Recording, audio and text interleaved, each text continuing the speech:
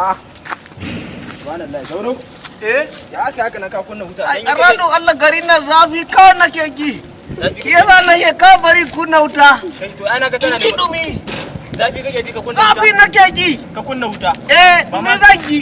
Ba ma sanyi kake ji ba. Nake ma zafi, hausa nake ma ko yare nake maka, nake zafi nake ji. Kace lokacin abu a yi shi. Ai ji din ne nake ma tunda zafi ake kawai in ji dumi na ni ma. Ana sanyi ka ji sanyi.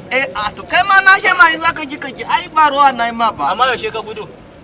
Jiya na dawo. Daga Dawanau? Mana. Haba. Ɗaki na sha ko ai shiki nake. Wa na shawu kake? Ɗaki nan daga naka hai gaba na sha. Daga nawa kuma? Mana. Ba ni bane. A to akwai wani ma irin kanka. Yawwa mai irin kai na to ai na ranta shi ne. Ba ni bane hankali na da hankali na.